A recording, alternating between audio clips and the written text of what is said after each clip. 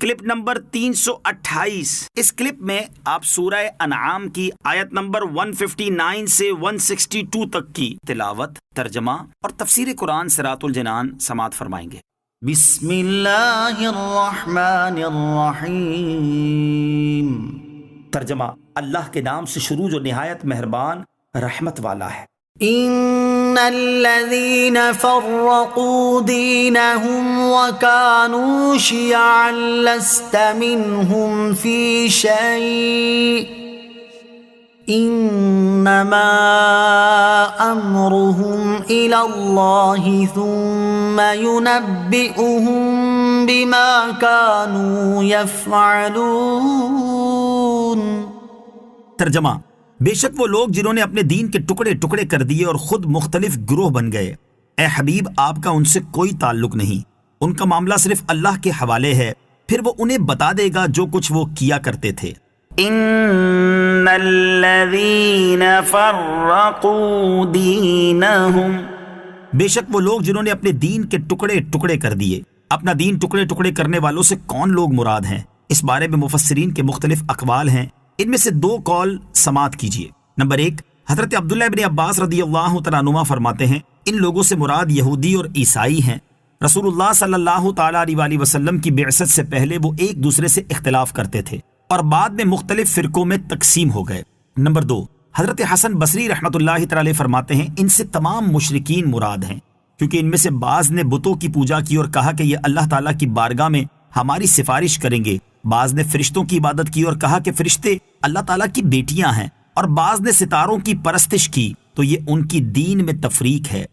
من جاء بالحسنة فله عشر أمثالها ومن جاء بالسيئة فلا يجزى إلا مثلها وهم لا يظلمون۔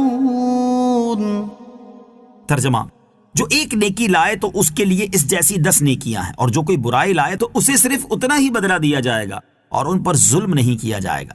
من جاء بالحسنة، جو ایک نیکی لائے، یعنی ایک نیکی کرنے والے کو 10 نیکیوں کی جزا، اور یہ کوئی انتہائی مقدار نہیں بلکہ یہ تو فضل الہی کی ابتدا ہے۔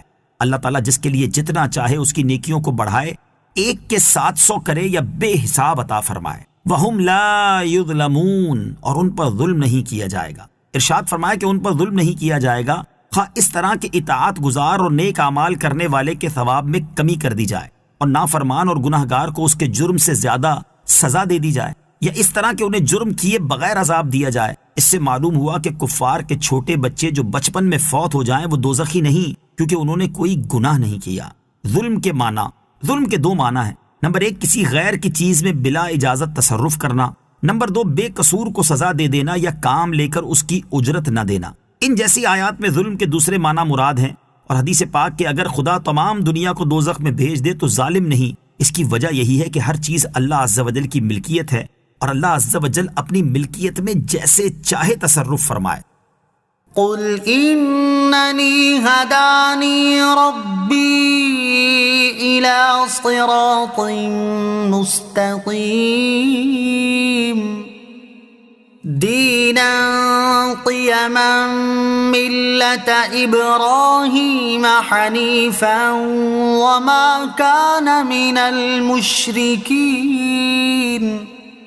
ترجمہ: تم فرماؤ بے شک مجھے میرے رب نے سیدھے راستے کی طرف ہدایت فرمائی، یہ مضبوط دین ہے جو ہر باطل سے جدا ابراہیم کی ملت ہے، اور وہ مشرکوں میں سے نہیں تھے۔ قل اننی ہدانی ربی، تم فرماؤ بے شک مجھے میرے رب نے ہدایت فرمائی۔ اس سے دو مسئلے معلوم ہوئے کہ ایک یہ کہ حضور علیہ الصلوۃ والسلام کو بلا واسطہ رب تعالیٰ نے عقائد، اعمال، ہر قسم کی ہدایت دی۔ دوسرے یہ کہ نبی پاک علیہ الصلوۃ والسلام اول سے ہدایت پر تھے، ایک آن کے لیے اس سے دور نہ ہوئے۔ جو ایک آن کے لیے بھی حضور علیہ الصلوۃ والسلام کو ہدایت سے علیحدہ مانے وہ اس آیت کا منکر ہے۔ حضرت عبداللہ ابن مسعود رضی اللہ تعالیٰ عنہ سے روایت ہے، سرکار دو عالم صلی اللہ تعالیٰ علیہ وسلم نے ارشاد فرمایا، میرے رب نے مجھے ادب سکھایا اور بہت اچھا ادب سکھایا۔ وما كان من المشركين. اور ابراہیم مشرکوں میں سے نہ تھے. اس میں کفار قریش کا رد ہے جو گمان کرتے تھے کہ وہ دین ابراہیمی پر ہیں. اللہ تعالیٰ نے فرمایا کہ حضرت ابراہیم علیہ السلام مشرک و بت پرست نہ تھے، تو بت پرستی کرنے والے مشرکین کا یہ دعویٰ کہ وہ ابراہیمی ملت پر ہیں باطل ہے. عظمت انبیاء. اس سے معلوم ہوا کہ پیغمبروں سے کفار کے الزام اٹھانا سنت الہیہ ہے. جو ان کی عزت و عظمت پر اپنی جان و مال، تقریر صرف کرتا ہے وہ اللہ عز و جل کے نزدیک مقبول ہے. رب تعالیٰ نے حضرت ابراہیم علیہ السلام سے کفار کا یہ الزام دفع فرمایا کہ آپ علیہ السلام معاذ اللہ مشرک تھے. قل ان صلاتي ونسكي ومحياي ومماتي لله رب العالمين. ترجمہ: تم فرماؤ بے شک میری نماز اور میری قربانیاں اور میرا جینا اور میرا مرنا سب اللہ کے لیے ہے جو سارے جہانوں کا رب ہے. وَمَحْيَايَ اور میرا جینا. یہاں جو فرمایا گیا وہ حقیقتاً ایک مومن زندگی کی عکاسی ہے کہ مسلمان کا جینا، مرنا اور عبادت و ریاضت سب کچھ اللہ عز و جل کے لیے ہونا چاہیے. زندگی اللہ عز و جل کی رضا کے کاموں میں اور جینے کا مقصد اللہ عز و جل کے دین کی سربلندی ہو. یوں ہی مرنا حالت ایمان میں ہو اور ہو سکے تو کلمہ حق بلند کرنے کے لیے ہو. یوں ہی عبادت کا شرک جلی سے پاک ہونا تو بہرحال ایمانیات میں داخل ہے. عبادت شرک خفی یعنی ریاکاری سے بھی پاک ہو اور خالصتاً اللہ عز و جل کی رضا و خوشنودی